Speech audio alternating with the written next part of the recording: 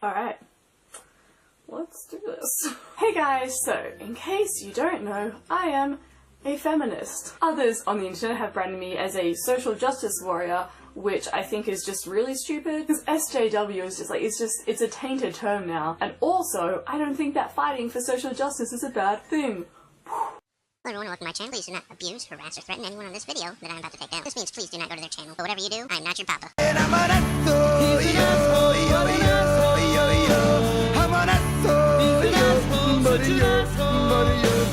It truly depends upon what you want to fight social justice for. I mean, if you only want to fight for a narrative or assumptions on non-facts, then your fight is basically dog shit then. I care about things like racism and LGBT issues and politics. And that right there is honestly enough to make a large group of people just stop talking to me and pigeonhole me as some crazy woman who's never had any life experience and isn't educated on any topic and is therefore not worth listening to.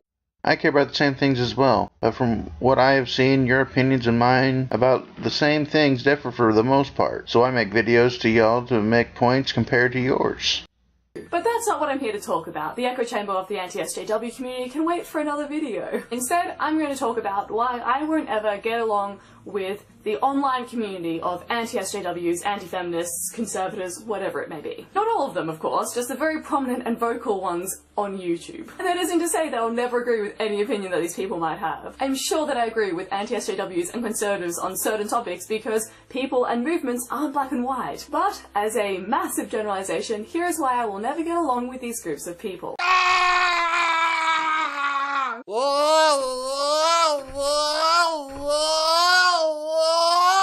I have downs. Whoa, talk about echo chambers. I will agree that people and movements ain't all black and white. And for the record, I am not a conservative or a progressive or even a centrist. No, if I'm anything, I'm an independent. When it comes time to vote, I look at all my options and what they are bringing to the table for policies, then make my vote. 1. I truthfully don't care enough to question somebody's identity, and I think it's pretty shitty if you do. If somebody comes up to me and is like, hi, I'm bi, pan, lesbian, gay, trans, whatever it may be, I just accept it. Because I truthfully just don't have that much time or energy to put into other people's lives that I don't know. And even if a friend did come up to me and I'd known her and she'd been dating dudes for a year and she's like, hey, I'm a lesbian, I'd be like, cool, great. I wouldn't be bothered enough to question it, and I certainly wouldn't be bothered enough to make, like, an entire campaign to, like, prove that they're not really a lesbian. I wouldn't go out of my way to try and prove that they're faking it, convince everyone that they're lying, because, 1, the chances of them faking it are actually, statistically, very, very slim. Like, yeah, you can definitely argue that online it's quite cool or whatever to be queer, but the thing about saying things online is that they go into the real world, and in the real world, it still isn't cool to be queer. Also, if they turn out to not really be a lesbian and they're just experimenting and trying new things out, good for them. Good for them. Try things out. Get to know yourself. You do you, boo. And finally, I'm just not a dickhead, and I don't think it's cool to see someone come out or live their lives as their true selves and question that and try and make people believe that they're not really that thing. What the actual fuck is wrong with you? Why are you doing that with your arms? I mean, you're not in a public pool drowning trying to get a lifeguard's attention. I realize that this is a non-argument to what you're saying, but damn, it's cringy as...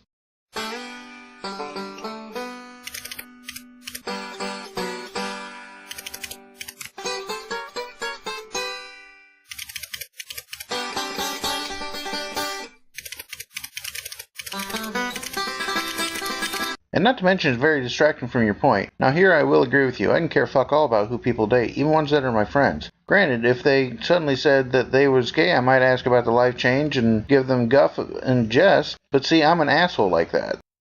2. I don't think that our change is done. A lot of conservatives will say that the left are just making things up and trying to cause drama for the sake of it, but like, we're really not. There's still a lot of shit to do, and just because women can get jobs and black people are no longer enslaved doesn't mean that all of our work is done. Men are facing sky-high suicide rates because expressing emotions is unmanly. Black people are being targeted by police at alarming rates. Queer kids are being kicked out of home left, right and centre, and women are being told that they deserve what they got when they said they've been raped because their clothing choices were revealed. That's just the tip of the iceberg, and that's just in the West. Other parts of the world have it way worse. The fight isn't nearly done, but a lot of conservatives feel that any attempt at change is an attack on their way of life and their traditional values. They seem to think that the world is falling apart because a trans girl wants to use a bathroom and someone put a trigger warning before a film. But I see these as steps forward, because I don't want to regress. I don't want to live in a world where fear and hatred are primary motivators for things, and that all the work to do with social justice is done because our world is perfect.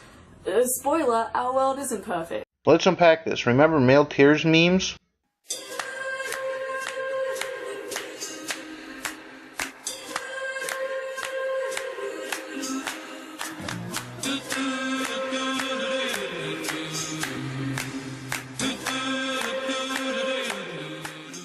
And other BS perpetuated by who?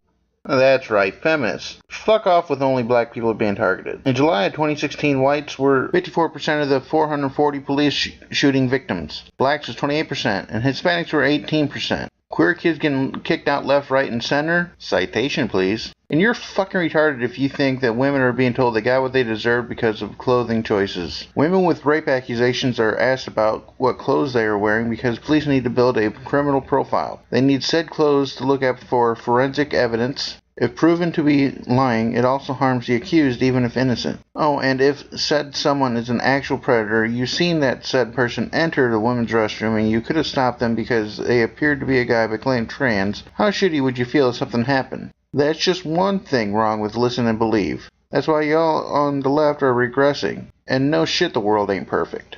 And number 3, I like good debate and discussion and conversation. Now, I've never done a video response to somebody, but you can bet your bottom dollar that any political or social justice or topical video that I've done has been heavily inspired by content that I disagree with. But the crucial difference is, I like to argue points. I like to argue with facts. I don't like to debate by talking about someone's appearance or what they'd be like in bed or attacking someone's character. To me, that just completely ruins your argument. If you need to rely on someone's skin color or gender identity or how fuckable you think they are, then your argument just truly is weak. I don't know why they all do it. It's entertainment and it's just a joke and it's getting you clicks. You're profiting from harassment. I enjoy making decent original content that is made entirely by me and well-researched points, but if you can only make content by completely taking someone else's video and then adding your own voice over it, like, so be it. I just like making good stuff. Great, let's have one of these. But because I'm strongly against what feminism has become, you probably won't. Bring your points and facts to a conversation. You would be annihilated. I can care less what you look like, skin color, gender, sexual orientation, but a conversation based on character can be important. If you are a known liar and everything you have been shown to be was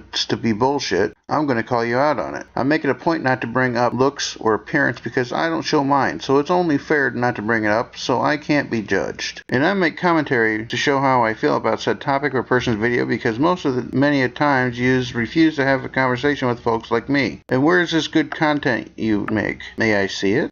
Anyway, those are my main issues and why I won't ever get along with the anti-SJW community. Does this mean that I don't care about open debate and open discussion? Surprisingly not. I engage with it a lot in my everyday life. I engage with it in the comments of my videos, but sometimes there are things that I can't level with. Thank you guys so much for watching. That's basically the end. Link is in the description if you want to see her doing her closing channel shilling. No memes today, sorry. But I would like to address that for the foreseeable future I might not be able to make content twice a week due to equipment and financial reasons. My equipment is on its last legs and I'm currently saving up for what I need and will get it eventually. But if you want to help, I have an Amazon wish list of items I need. I am not begging you to help out, but if you do, it will be greatly appreciated. But you all are under no obligation to do so because I will get it eventually. Anyway, all the links will be in the description below and thank you for watching. If you like this video, please like, share, comment, and subscribe. See you next time.